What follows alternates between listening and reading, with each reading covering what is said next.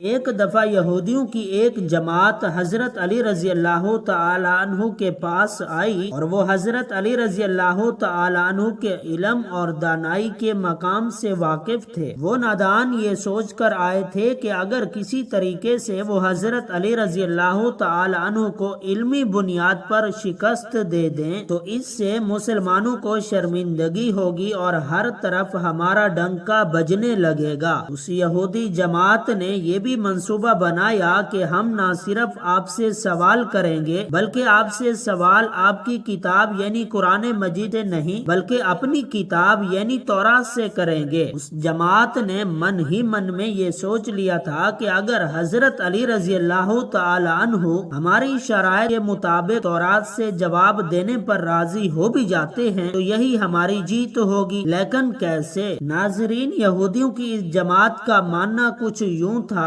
کہ حضرت علی رضی اللہ تعالیٰ عنہ بہرحال حضرت محمد صلی اللہ علیہ وسلم کے ماننے والے ہیں اور حضرت محمد صلی اللہ علیہ وسلم پر قرآن پاک نازل ہوا تو یہ بات ممکن نہیں کہ حضرت علی رضی اللہ تعالیٰ عنہ کسی صورت تورات کے سوالوں کا جواب تورات سے ہی دے سکیں۔ ناظرین، یہودیوں کی اس جماعت کا سربراہ راس الجالوت تھا۔ اس کی زیر قیادت یہ جماعت حضرت علی رضی اللہ تعالیٰ عنہ کے پاس آئی تھی۔ بولا، اے علی، ہم لوگوں نے آپ کے علم کا بہت چرچا سنا ہے۔ حضرت علی رضی اللہ تعالیٰ عنہ مسکرا کر بولے، تو کیا اس بات کی تصدیق کرنے کے لیے آئے ہو؟ راس الجالوت بولا، ہم آپ سے چند سوالات کریں گے، آپ کو ان سوالوں کا جواب ہماری کتاب تورات سے دینا ہوگا، اور اگر آپ نے سب کے سامنے ہمارے سوالوں کے جوابات دے دیے تو ہم آپ کو باب العلم مان لیں گے۔ حضرت علی رضی اللہ تعالیٰ عنہ نے مسکرا کے جواب دیا، اہل محفل اس بات سے بالکل غافل ہے کہ تم لوگ کیا سوالات کرو گے اور تم کیا سوچ کے آئے ہو۔ اگر میں تمہارے سوالوں کے جواب دینے میں کامیاب ہو گیا تو کیا تم لوگ دین اسلام کو قبول کرو گے؟ یہودی اس بات پر آمادہ ہو گئے کہ اگر ان کے تمام سوالوں کے جواب انہیں تورات سے مل گئے تو وہ یہودی مذہب کو چھوڑ کر اسلام قبول کر لیں گے، اور یہ اس بات کی دلیل ہوگی کہ جن سے آپ نے علم سیکھا ہے وہ یقیناً اللہ کی طرف سے بھیجے گئے سچے نبی ہیں۔ ناظرین، اب تمام معاملات طے پا چکے تھے اور پورا مجمع خاموش ہو کر بیٹھ چکا تھا۔ سوالوں کا سلسلہ شروع ہوا۔ یہودی عالم راس الجالوت نے مجمع کی جانب دیکھا اور علم کے تکبر سے بھرپور لہجے میں سوال کیا،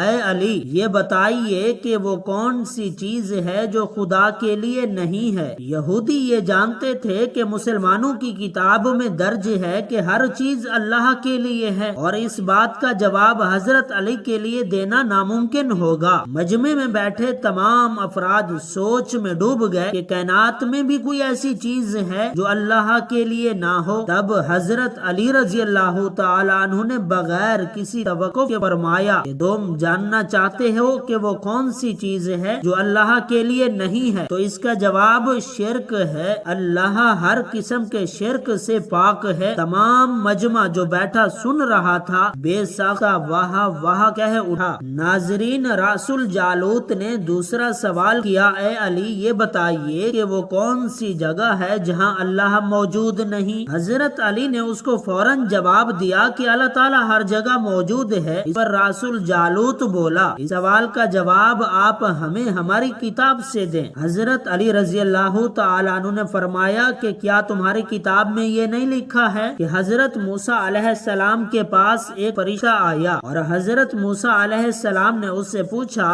کہ تم کہاں سے آئے ہو؟ تو اس نے جواب دیا کہ میں 7ویں آسمان سے آپ کے پاس حاضر ہوا ہوں۔ اتنے میں حضرت موسیٰ علیہ السلام کے پاس دوسرا فرشتہ آیا۔ حضرت موسیٰ علیہ السلام نے اس سے پوچھا کہ تم کہاں سے آئے ہو؟ اس نے جواب دیا، میں زمین کے 7ویں طبق سے آپ کے پاس حاضر ہوا ہوں۔ حضرت موسیٰ علیہ السلام نے پہلے فرشتے سے پوچھا، 7ویں آسمان میں تمہارے قریب کون تھا؟ فرشتے نے جواب دیا، میرے قریب میرا رب تھا۔ حضرت موسیٰ علیہ السلام نے زمین سے آنے والے دوسرے فرشتے سے پوچھا، تمہارے قریب کون تھا؟ اس نے جواب دیا، میرے قریب میرا رب تھا۔ تو اس سے یہ معلوم ہوا کہ بلندیوں کی انتہا ہو یا گہرائیوں کی انتہا، اللہ رب العزت ہر جگہ موجود ہے۔ ناظرین، رسول جالوت اب تھوڑا گھبرا گیا تھا یہ دیکھ کر کہ حضرت علی رضی اللہ تعالی عنہ نے اس کے سوالوں کے جواب اس کی کتاب سے ہی دے دیے تھے۔ اب اس نے حضرت علی رضی اللہ تعالی عنہ سے تیسرا سوال پوچھا، اے علی یہ بتائیے کہ وہ کون سی چیز ہے جو خدا کے قریب نہیں ہے؟ حضرت علی رضی اللہ تعالی عنہ نے فرمایا کہ ظلم ایک ایسی چیز ہے جو میرے رب کے قریب نہیں ہے۔ ناظرین، اب رسول جالوت نے بار بار شکست کھانے کے بعد اپنے سوالوں کا زاویہ بدل لیا۔ اب اس نے علمی سوال کی بجائے تاریخی اور سائنسی سوالوں کی طرف اپنا رخ موڑ لیا اور بہت ہی تکبر بھرے انداز میں اس نے پوچھا، اے علی اس چشمے کا نام بتائیں جو زمین پر پہلی مرتبہ جاری ہوا۔ حضرت علی رضی اللہ تعالی عنہ بولے کہ وہ چشمہ بیت المقدس کی ایک چٹان کے نیچے ہے۔ رسول جالوت کے منہ سے بے ساختہ ہاں نکلا تو حضرت علی رضی اللہ تعالی عنہ بولے کہ آج اپنی اصلاح کر لو، کیونکہ زمین پر بہنے والا پہلا چشمہ وہ نہیں جسے تم لوگ سمجھتے ہو، بلکہ زمین پر بہنے والا پہلا چشمہ وہ ہے جس سے حضرت خضر علیہ السلام نے پانی پیا، اور یہی وہ چشمہ ہے جسے آب حیات جاری ہوا۔ ناظرین، رسول جالوت اب مزید گھبرا گیا تھا۔ اس نے اس گھبراہٹ میں حضرت علی رضی اللہ تعالی عنہ سے ایک اور تاریخی سوال کیا، اے علی یہ بتائیے کہ وہ کون سا پتھر ہے جو آسمان سے پہلی دفعہ اتارا گیا؟ حضرت علی رضی اللہ تعالی عنہ نے جواب دینے سے پہلے ایک جملہ کہا، یقیناً تم لوگوں کے ذہن میں پہلا پتھر وہ ہے جو بیت المقدس میں منظم ہے، لیکن تم اس بات کو کیوں بھول جاتے ہو؟ خانہ کعبہ بیت المقدس سے کہیں پرانا ہے، اور حجر اسود اسی وقت نصب کیا گیا جب خانہ کعبہ پہلی دفعہ تعمیر ہوا تھا، اور وہی پہلا پتھر ہے۔ یہودی آپ کے جوابات سن کر ہمت نہ کر سکے کہ انہیں غلط قرار دے دے، کیونکہ آپ نے ان کے جوابات انتہائی دلیل کے ساتھ دیے تھے اور ان کی اصلاح بھی کرتے جا رہے تھے۔ اب کی بار رسول جالوت نے ایک سائنسی سوال پوچھا۔ اس نے پوچھا، یہ بتائیے کہ وہ کون سی چیزیں ہیں جو مسلسل کم اور زیادہ ہوتی رہتی ہیں؟ حضرت علی رضی اللہ تعالیٰ عنہ بغیر کسی توقف کے بولے کہ تم اپنے ماہ و سال پر غور کرو تو تمہیں خود ہی اس سوال کا جواب مل جائے گا۔ رسول جالوت نے پوچھا، وہ کیسے؟ آپ نے فرمایا، کوئی دن اگلے دن کے برابر نہیں ہوتا، اسی طرح گزشتہ رات اگلی رات کے برابر نہیں ہوتی۔ یہی وہ دو چیزیں ہیں جو مسلسل کم اور زیادہ ہوتی رہتی ہیں۔ رسول جالوت نے جواب سن کر حضرت علی رضی اللہ تعالی عنہ سے ایک اور سوال کیا کہ زندہ رہنے کی پہچان سانس لینا ہے، کیا کائنات میں کوئی چیز ایسی بھی ہے جو سانس لیتی ہے مگر زندہ نہیں؟ حضرت علی رضی اللہ تعالی عنہ نے فرمایا کہ صبح جب نکلتی ہے تو سانس لیتی ہے، حالانکہ صبح کے پاس نہ روح ہے نہ جان۔ یہ سن کر وہ جلدی جلدی بولا، اچھا یہ بتائیے کہ دنیا میں وہ کون سی جگہ ہے جہاں سورج کی کرنیں ایک دفعہ تو پڑی لیکن دوبارہ اس جگہ کبھی نہیں پڑی؟ حضرت علی رضی اللہ تعالی عنہ نے فرمایا، ہاں یہ سمندر کی وہ جگہ ہے جہاں سے حضرت موسیٰ علیہ السلام اور ان کی قوم گزری تھی، اور سمندر اللہ تعالیٰ کے حکم سے دو حصوں میں تقسیم ہو گیا تھا۔ بس اس قافلے کے گزرتے ہوئے سورج کی کرنیں اس جگہ ضرور پڑی تھی، لیکن اس کے بعد سورج کی کرنیں کبھی بھی وہاں نہیں پہنچ سکی۔ ناظرین، اس نے حضرت علی رضی اللہ تعالیٰ عنہ سے پھر سوال کیا کہ یہ بتائیں کہ وہ کون سی دو چیزیں ہیں جو ہمیشہ غائب رہتی ہیں، اور وہ کون سی دو چیزیں ہیں جو ہمیشہ حاضر رہتی ہیں؟ حضرت علی رضی اللہ تعالیٰ عنہ نے فرمایا کہ آسمان اور زمین کی طرف دیکھو، یہ دونوں کبھی غائب نہیں ہوتے، یہ دونوں ہمیشہ حاضر رہتے ہیں۔ موت اور زندگی کو ڈھونڈو تو تمہیں ان کے بارے میں کبھی پتہ نہیں چلے گا کہ وہ کہاں ہیں اور کب آ جاتی ہیں۔ اگلا سوال رسول جالوت نے یہ کیا کہ اے علی یہ بتائیے کہ وہ کون سی چیز ہے جس کا خالق خود اللہ ہے مگر اسی کے بارے میں خود ہی سوال کرتا ہے؟ حضرت علی رضی اللہ تعالیٰ عنہ بولے، حضرت موسیٰ علیہ السلام کا عصا کا خالق خود اللہ اللہ ہے، اور اس عصا کے بارے میں اسی نے خود سوال کیا حضرت موسیٰ سے اور پوچھا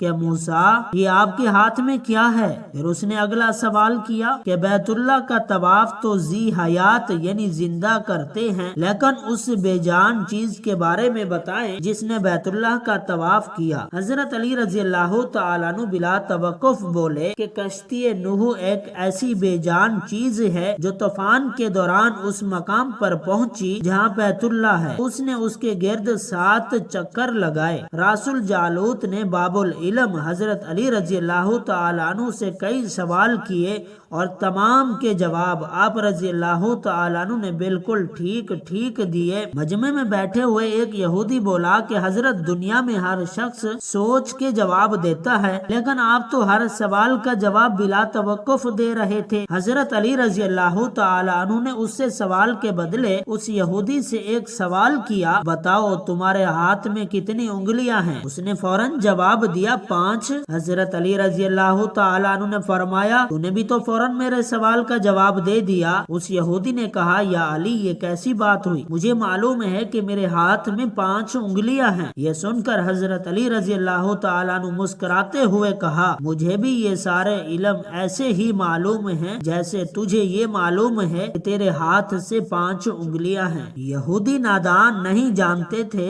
کہ باب العلم کے پاس کائنات کے رازوں کا علم ہے، لیکن جب انہیں تمام سوالات کے جواب ٹھیک مل گئے تو رسول جالوت سمیت تمام گروہ نے کلمہ پڑھا اور سب کے سب دائرہ اسلام میں داخل ہو گئے۔ ایک دفعہ ایک شخص نے وصیت کی کہ اس کے 17 اونٹ اس کے 3 بیٹوں میں اس طرح تقسیم کیے جائیں کہ میرے بڑے بیٹے کو کل تعداد سے آدھے اونٹ ملے، درمیانے بیٹے کو کل اونٹوں کا تیسرا حصہ، جبکہ سب سے چھوٹے بیٹے کو ان تعداد کا نامہ حصہ ملے۔ اس شخص کی وفات ہو جانے کے بعد شہر بھر کے صاحبان دانش بیٹھ کر سوچتے رہے کہ وصیت کے مطابق اونٹوں کی تقسیم کیسے کی جائے۔ بہت سوچ و بچار کے بعد بالآخر انہوں نے حضرت علی رضی اللہ تعالیٰ عنہ کے پاس جانے کا فیصلہ کیا۔ مسئلہ حضرت علی کے پاس پہنچا تو آپ نے فرمایا میں یہ تقسیم کر دوں گا۔ آپ رضی اللہ تعالیٰ عنہ نے ایک اونٹ اپنی طرف سے کل تعداد میں مستعار ملایا، اب کل اونٹ 18 ہو گئے۔ پھر آپ رضی اللہ تعالیٰ عنہ نے یوں تقسیم فرمائی کہ جیسے کل اونٹ 18 ہوئے تو پہلے بیٹے کو کل اونٹوں کا آدھا حصہ 9 اونٹ دیے اور درمیانے بیٹے کو 1/3 6 اونٹ دے دیے اور تیسرے کو نامہ حصہ یعنی 2 اونٹ دے دیے۔ اس طرح کل اونٹ تقسیم شدہ 17 ہوئے۔ اس کے بعد آپ رضی اللہ تعالیٰ عنہ نے اپنا ادھار دیا ہوا اونٹ واپس لے لیا۔ یہ تھی ناظرین حضرت علی رضی اللہ تعالیٰ عنہ کی ذہانت کہ جن کے سامنے کوئی سی بات ناممکن نہیں تھی۔ اللہ پاک ہمیں بہتر عمل کرنے کی توفیق عطا فرمائے اور ہمیں نیکوکاروں میں شامل کرے، آمین۔ ناظرین کمنٹ باکس میں ایک بار اللہ تعالیٰ کا نام ضرور ٹائپ کیجئے گا۔ والسلام۔